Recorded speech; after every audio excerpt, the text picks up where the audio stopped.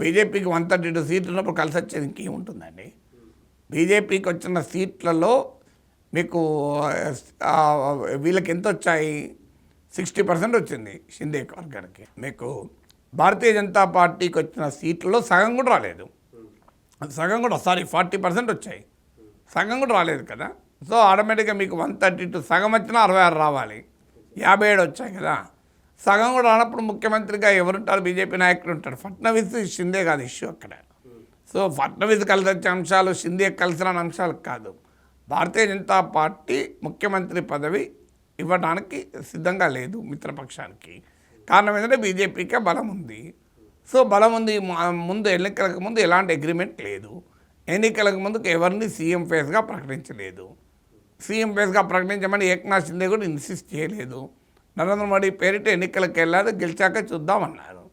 అందుకే భారతీయ జనతా పార్టీ నాయకుడు సీఎం కావాలనుకున్నప్పుడు ఆల్రెడీ 5 ఏళ్ళు ముఖ్యమంత్రిగా ఉన్నాడు కనుక, ఈ ఎన్నికల విజయంలో కీలక పాత్ర పోషించాడు కనుక ఫడ్నవీస్ అవుతున్నాడు. ఇక అందులో కలిసి వచ్చే అంశం ఏమన్నా సీట్లు లెక్క కదా.